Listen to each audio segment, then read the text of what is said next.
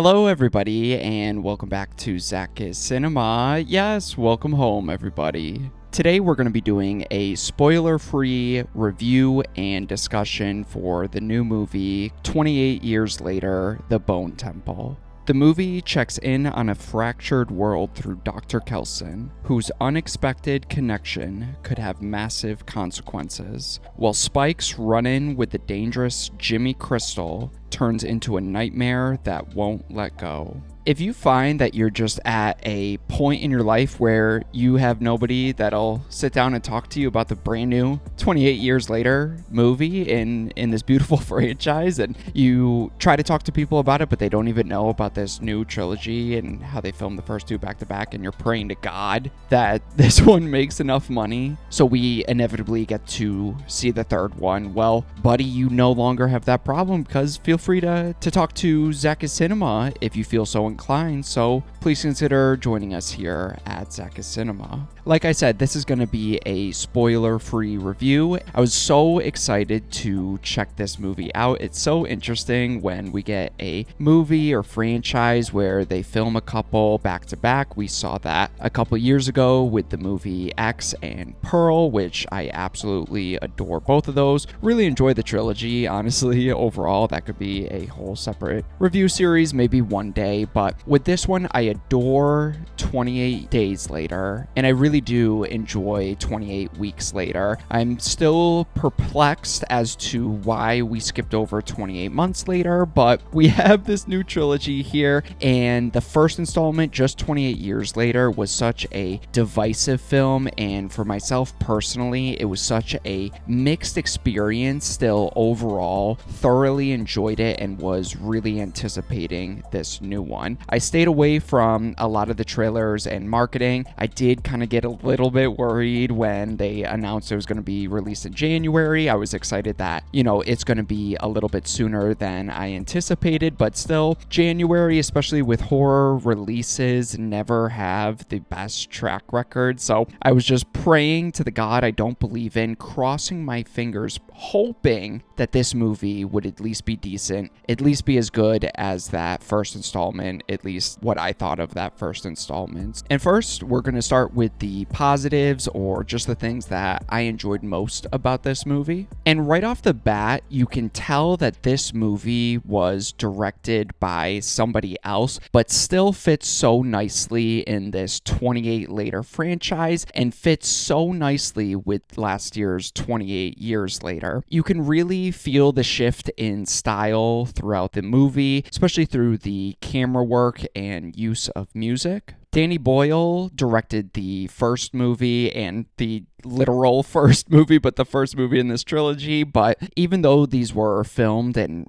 written back to back, which is so interesting, Nia DaCosta, who directed The Marvels a couple years back and the Candyman remake a couple years back, has a very distinct approach when she took over this movie. But it's just so interesting seeing a movie filmed back to back with two different directors. So I was a little bit worried that would cause unnecessary tonal shifts, but I really, really enjoyed the stylistic choices in the first one, but then also in this one. I think this movie provides a little bit more of a straightforward experience. It delivers stunning imagery, especially with these beautiful sky transitions, kind of showing the passing of time, the landscapes, and especially the Bone Temple itself. And at ZakIsCinema here, I just really love when a franchise feels super cohesive, especially in its vision, while also allowing each installment to feel unique and stand out on its own. And I think this movie really understood that balance. It's just so impressive to me how these zombie movies in this franchise, or Infected, even though slight spoilers, they do reference zombies in this movie and in the first installment too. So infected, zombies, whatever you want to call it, but in such an oversaturated market, they always choose small details to make it kind of stand out and feel a little bit different. And to me, in this one, they really did something unique here with the zombies, especially because this movie really focuses on the alphas, or Samson, as Dr. Kelson likes to refer to them as. There's a beautiful scene here where it shows some of the zombies and one of the alphas really savoring their victims instead of just consuming them rapidly. It adds something a little bit unsettling, also kind of adds a little bit humanity to these infected by watching them savor their meal. There's something almost kind of intimate about that, so I enjoyed small details like that throughout the movie. You don't get a ton of zombie action or carnage sprinkled throughout the movie, especially compared to the first one in years later, but what is here with Nia DaCosta's film is really feeling gnarly, graphic, grounded, and has enough that stands out about it that really felt unique to me. For example, I adored the deeper lore and relationship built out through Samson, or the Alpha Zombie, and Dr. Kelson here. I think what could have been such a cheesy, over-the-top kind of premise is really presented as this brilliant and beautiful scientific discovery that really feels serious and thoroughly thought out. I'd love to get into this more with my spoiler-filled review,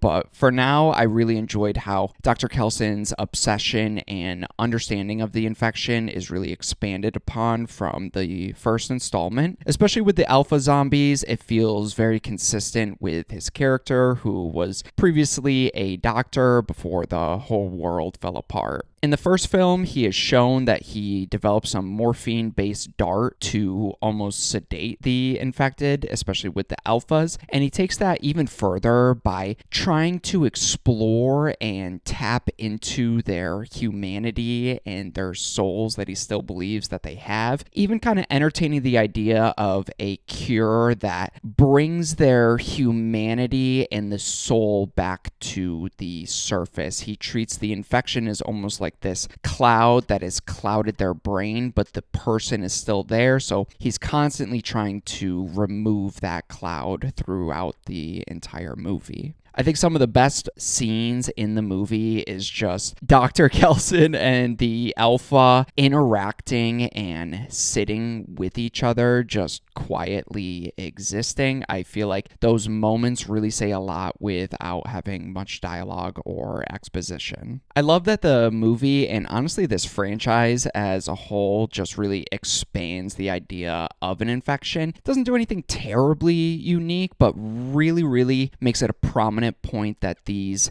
infected humans still possess a soul, and the movie really treats that seriously and thoughtfully, and that relationship really comes off as beautiful but uneasy and disturbing at the same time to me, and even ties into a broader theme of focusing on the good that still exists in people, even the infected, and that's something a doctor like Dr. Kelson would see in anybody. But one of my biggest praises in the movie is the Jimmy characters, those Power Ranger Teletubby characters we saw at the end that really caused such a huge divide in the fan base. I think they really handled them way better than our first installment. Their story kind of ties into religion, the 7 disciples, except instead of worshiping God, they are worshiping the devil, which I won't touch too much on, but it finally feels like the franchise found the right tone with these characters and really fixed what one of my biggest issues was with the first movie. I think the movie does a great job at balancing Dr. Kelson and the Jimmies. They equally feel like the main character and the main plot here, and I liked how the stories slowly converge into one main narrative. It honestly just made me wish the first movie here ended with the Jimmies using this darker, more disturbing tone instead of the goofy, over-the-top approach. I think these characters are obviously meant to stand out and be a little bit over the top, but it really should have let off with the tone that they were going with this movie, which I'm so confused why they didn't if they filmed these back-to-back and knew and understood the vision that they were going. I'm just happy at least this one responded much better. And And the Jimmies are easily one of my favorite parts of this movie. Their extreme behavior kind of presents them as satanic,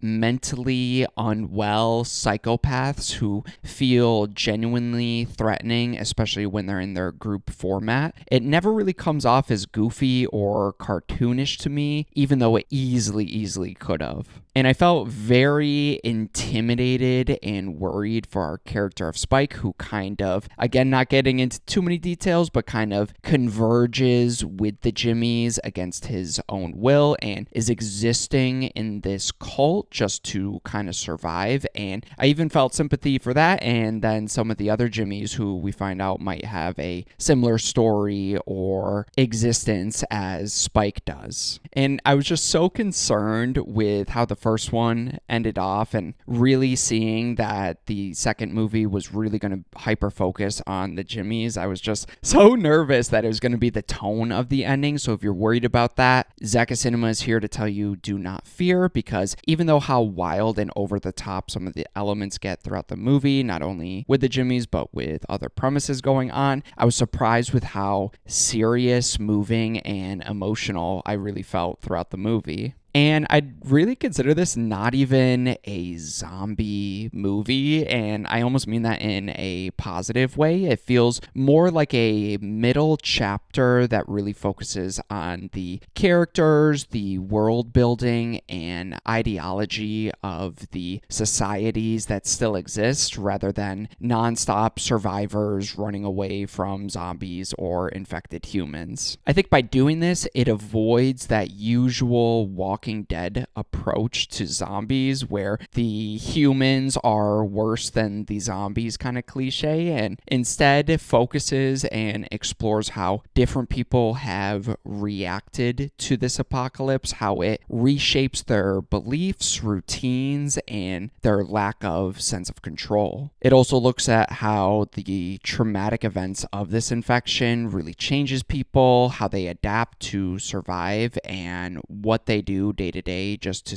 feel some sense of being grounded again. And it's so hard to describe without getting into spoilers, but in the best way possible, this movie really just explores zombies in a way I've never seen before that didn't leave me frustrated with the lack of zombies. It creates villains you despise but understand at least a little bit, and makes the idea of practicing medicine in a zombie apocalypse feel oddly realistic in a way. Despite that, I truly never felt myself getting bored with the movie, because the movie did such a good job at getting me invested in the characters. The tension stays high because the infected always feel close, or that they could always possibly pop out at any given moment. And again, no spoilers, but my God, did I love the ending. It almost acts as a after credit scene, kind of setting up the direction of the next chapter, but do not worry, it fully wraps up. This story provides a great conclusion to this middle chapter, but then also makes sure to set things up for the next chapter. Very similar to how Years Later left off, without the unnecessary and over-the-top tonal shifts. And not comparing this to Empire Strikes Back in terms of quality, however, I really do appreciate how this never felt like a filler middle chapter. It feels like a genuine progression of the story that sets the stage for what could be an incredible third entry.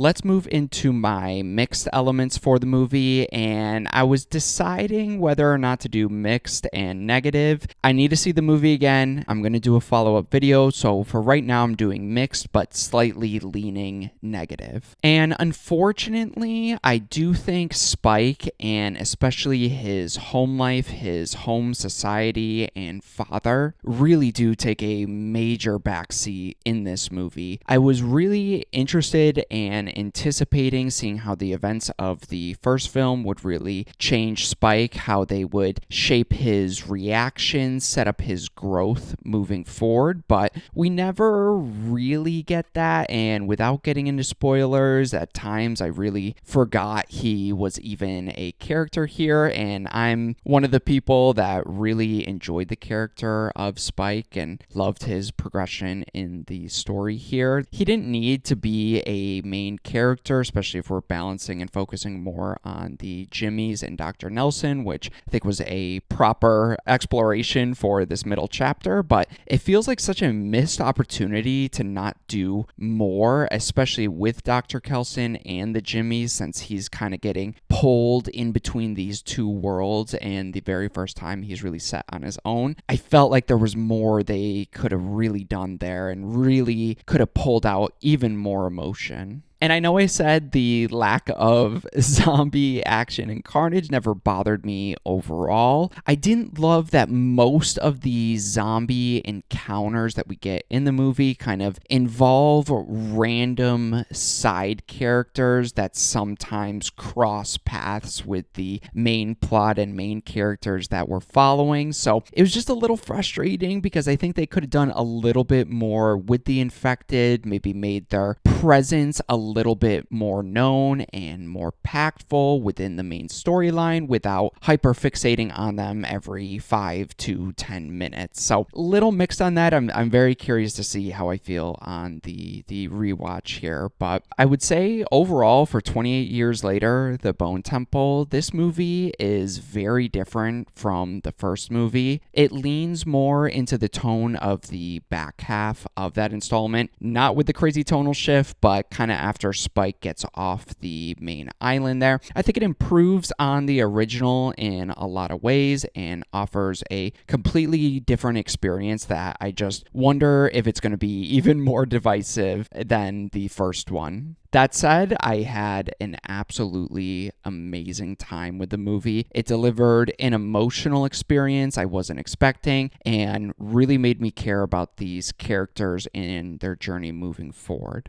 So for my rating for this movie, this gets my top of the line rating as of now, where this is a movie that I look to buy and add to my beautiful physical media collection on 4K, and I would definitely have no issue paying the full price for it. So you guys have my thoughts here. Again, please look out for my spoiler-filled review. I don't think I'm gonna break down scene by scene the entire movie, but maybe just get a little bit more specific in what I really liked and what I was kind of mixed on. But yeah, please let me know down below your anticipation for this movie. What'd you think about 28 years later? And if you've seen this movie, please let me know what you thought of it. Did it live up to your expectations? Were you disappointed? More mixed on it? Let me know your personal experience down below. I am so curious to hear the reception of this movie. That's about it. I appreciate anybody watching my videos, so thank you so much. And yeah, look forward to more ZakIsCinema coming very soon.